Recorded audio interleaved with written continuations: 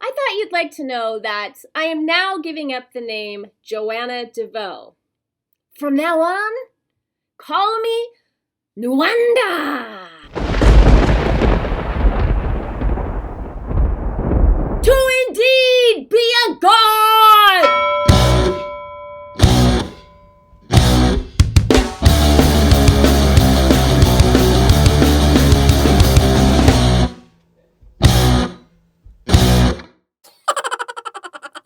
Hi, welcome to Kick-Ass Switch, putting the K in Magic.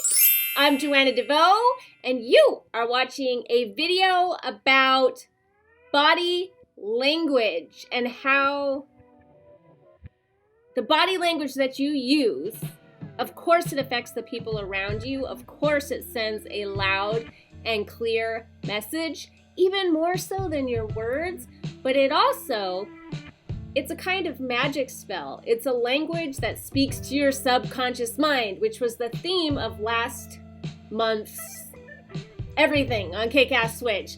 So this is kind of a continuation of that, going into this month's theme, which is the body of a witch, and how certain body postures and the way that you use your physicality really speaks on a deep, deep level and can literally change who you are. It can completely change a situation, again, because it's affecting the people around you, but more so, I think, because it's affecting you.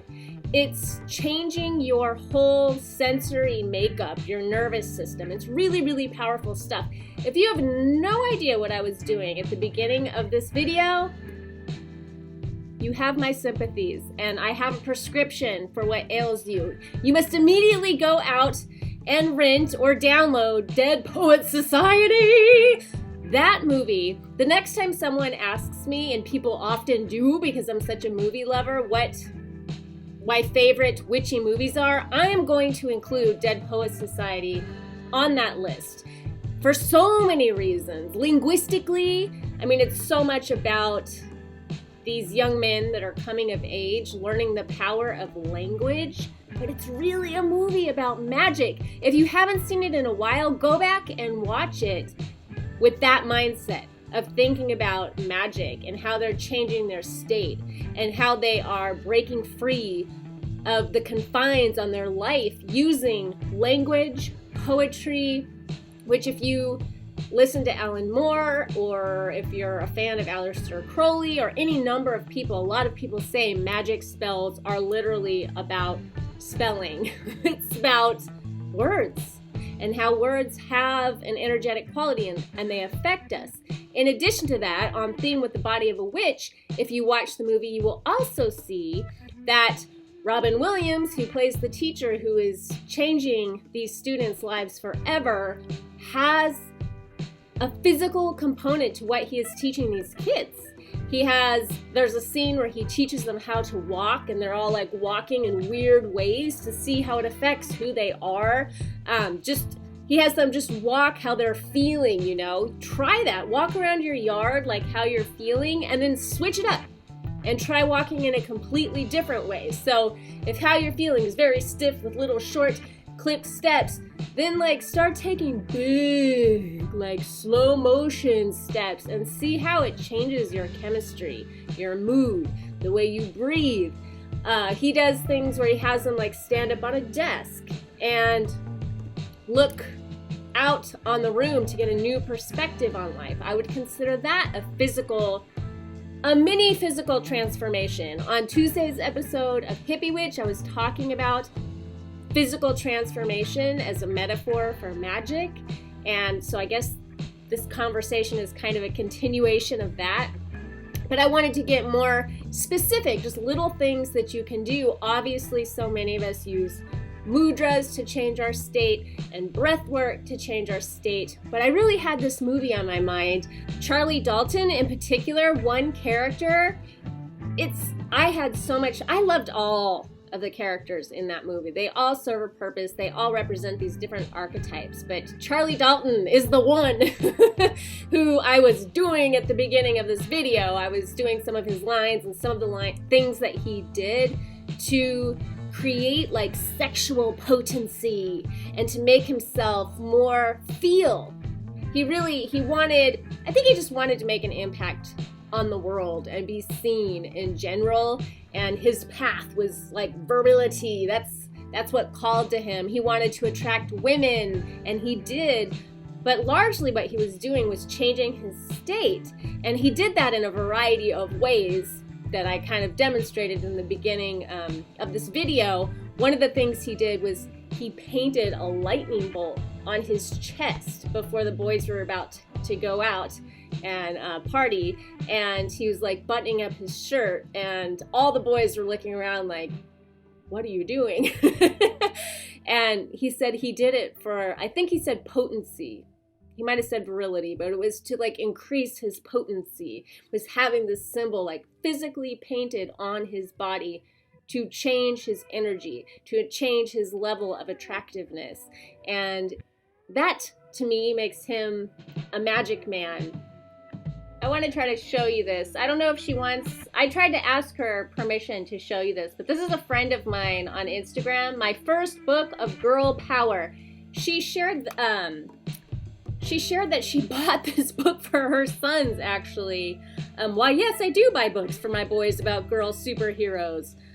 Girls are strong and kind. They can do amazing things. But the point in showing you that is superheroes, which are really, in my opinion, are modern day mythologies. It's pop culture. It's pop magic if you want to work with superheroes. But something that you'll notice when you look at superheroes is the way that they hold their body. So in this, you have Superwoman, Defender. She's like, this is such a protective but still very powerful stance, you know, and they always stand with their feet apart. We have Supergirl. I can't do her, but her arms are like out to her side and her chest is open and she's got this like brave, about to take off kind of energy.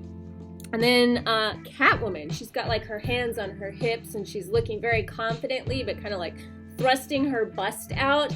And if just for the fun of it, like Google superheroes and then hold your body in those stances and you will see that there is a super vibe to holding your body like a superhero, and that's worth experimenting with. If you have to do a workout that's really, really challenging, like put your hands on your hips and stick your chest out a little and your chin up and hold your feet like shoulder distance apart, and maybe say some like awesome affirmation about how awesome you are, and say it in a really like guttural, strong voice, and see how that changes your chemistry. I think this is a fascinating thing to play around with.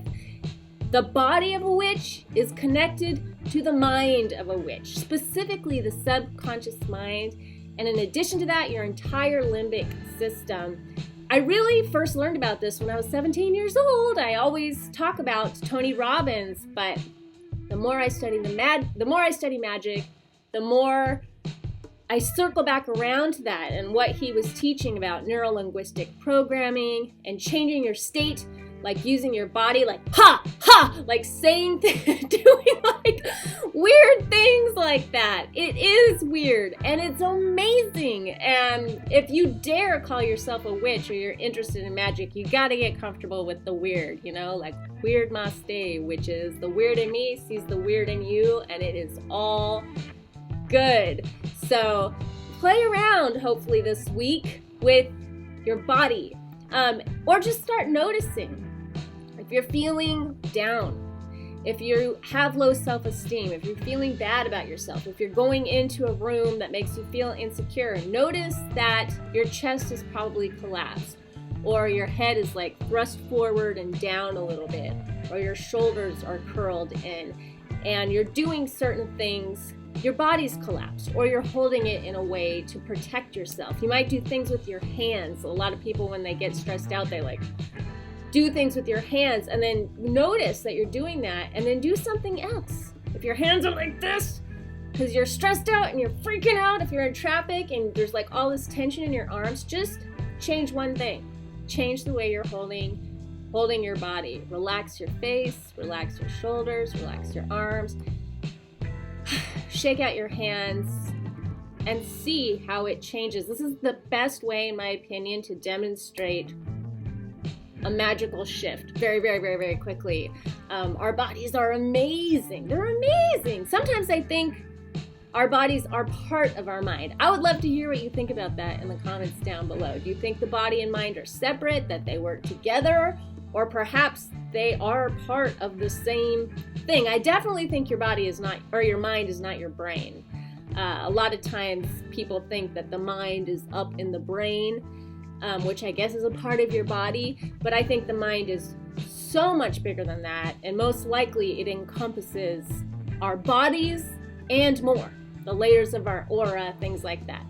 So that's my thought for today. I hope you enjoyed this. I hope you play around with this, and if you do, please come back on Facebook, email, here on YouTube, and let me know how it went. Until we meet again, much love. Peace.